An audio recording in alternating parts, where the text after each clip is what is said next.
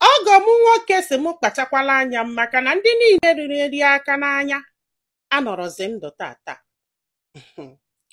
Ofu nwoke si m na mgbe ya nọ Naijiria na ya na-agba ọkada, na mgbe afọ na o nwere nwa agbọghọbịa ya na-afụ ọmalịcha nwa agbọghọbịa ya fụ ya anya na-akpụ ya nwunye, ịmagola ife egwuregwu ka ndị be anyị si eme. Si ọkwana ya emesizi anya jebela onwe ya from one life to another, nye nwetazi onwe ya na obodo oyibo ebe ya nọ. Ya wee mesie wee chọba this girl wee sị na ya ga-anụ ya, mana mgbe e bịara ịnụ ya wee sị na o nwee nwa okolobịa ya na ya na-abụ na akwụ na the boy abịago welu list a ga-eji wee mee gie. So mana mgbe ya sị na ya ga-anụ ya, the guy wee sị na ya nwere ike ịnụ ya unless ma ọ kwụọla ya ụgwọ niile ya spendili n'isi the girl. Ya wee sị the guy ya gbakọ, the guy wee gbakọsị anya wee kwụọ ya wee mezie ego the girl wee nụbịa. Mana o nwere nwanne ya nwoke nke nọ skuul, ya wee ha ya alịa flat ebe obi. Mana ebe afọ obi na o nwere nwa okolobịa ọzọ ya na ya na-abọbi ebe afọ.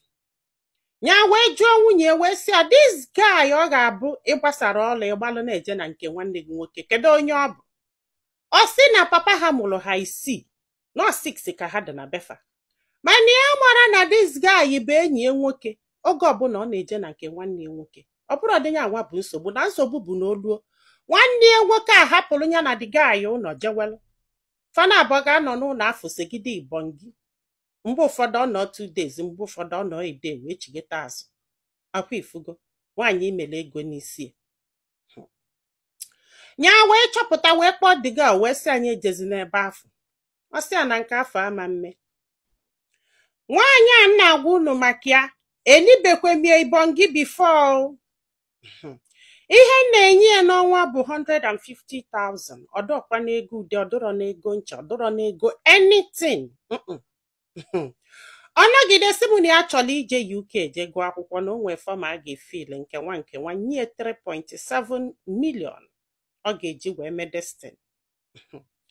Ngụba agụba ihe spend n'isi this girl almost 17M can spend go n'isi this girl so far. Ka na-agwọ na ihe a. Mana this guy na-ekwu maka ya nwunye m ka njukwali ọzọ mepe ọnụ sị m na ọ dị ọkpala nne ya. O wee lụọ one day wee kpọọ papa ya na phone, mụ na ya na-abụ wee na-akali. O nwee ihe anyị na-ekwu wee sị m na ihe a na-ayọ Chukwu bụ gịnị? Ka o dobeli ụmụ na-ese nwanya mụrụ ndụ gọzisie fa na nsogbu adọrọ n'ọsọsọ ya bụ ife a na-ayọ Chukwu na anya wee sị ya isi na ụmụ na-ese ka ị mụrụ. Ọ sị na ụmụ na-ese ka a mụrụ na nwoke na-anọ na that girl wudo ndị dọta ya nwere. Ya wee gbaa n'aka wee kpọọ nwunye wee babali ya wee sị alụmasị ụna amakwa ihe this girl ukwu. Ọ sị ya na maka na ya ma nchenwu the guy ka a ji wee kwete wee nụbịa.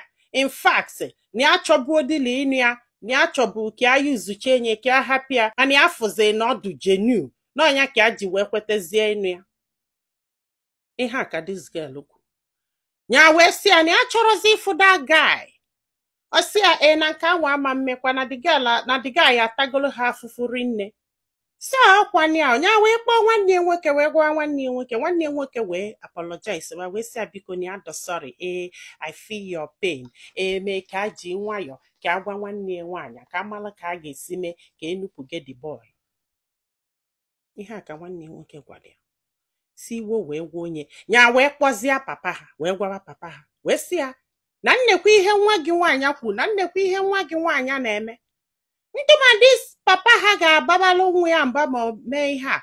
Ọ sị ya ka ya gwakwu ya onye kpachakwala anya ya adịkwana ya aka n'anya na ndị niile na-ele aka n'anya nọrọzi ndụ tata. Na ọ bụrụ na imesi azụ wee dobe azụ wee zuko nwata ebe azụ dị, kedu ife imele expect? Na nwata afọ ga-eje n'ebe afọ je na-ewele azụ afọ. Unu ama ihe bụ azụ afọ ọ na-ekwu. Daga ya na ya na-abụ na ihe a ka ọ ga ya nwoke gwara ya.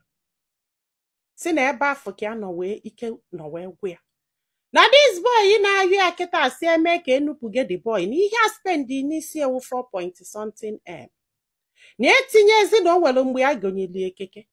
Gonyesie enye gonye enye nwoke ole dị keke lie gị.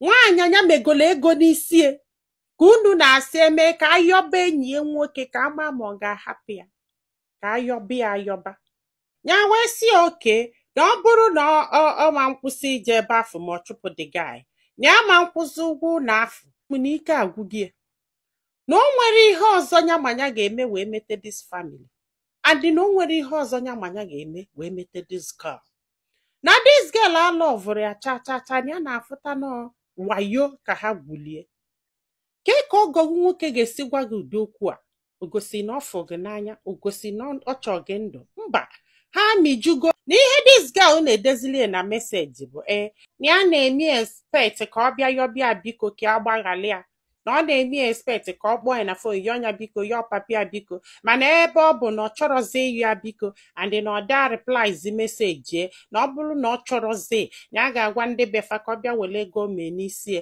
ka onye ọbụla jebele onwe ya ihe ọ na-agwazi ya kịta ya wee na-asị ma oche na ọ bụrụ na ya bịa nye weluso ego ya mee n'isi eke maka 17M ya spendi n'isi fa na ọ bụrụ na ya jee ebe afọ na ya ga-edemand the whole money to be paid back because na enyi ya nwoke ya na ya na-agbọpụrụ for 4 years before ya wee chinu ya nke ọ sị na ya chọzi ịnụ ya maka na ya nwere time na ya chọzi ichie na nyanwa si na pocket a wee kwụghachi diga ya ihe niile o spendi n'isi diga even bọs diga arụ adụrị obi eju na ọgwụ na ya kwụsị fancha niile so na nke ama ndị iche na fa ga-akwụ ya the whole money ịghọtago na ya ma na maka ya ka ọ ga nwoke ji wee na-agwụ ya ife ọ na-agwụ ya na ndị niile lere aka n'anya na fa nọzi ndụ to scare him away ọkwa ifugo dị na for 6 months now na ya da atụpụzili ya ọnụ na o desie meseji ya na-eche nye agbụ ya nkịtị n'ike agwụ gị o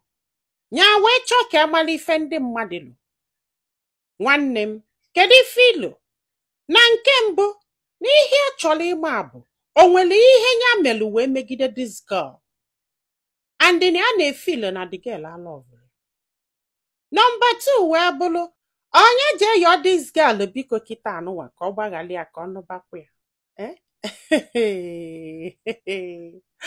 ka onye hapụ this girl chọọ onye ọzọ maka na ọ fụrụ ya n'anya ọ bụrụ na ị ga-esi ozi a nwanne m biko gwa anyị filo na comment section maka na ọ ga-enyelu nwa okolobịa aka iji ma ife ọ ga-eme ndị be anyị daalụnụ ka ọ dị n'ụbọchị ọzọ ma nyekwazịalụ m aka tụsa ozi a ka olu ndị ọzọ ntị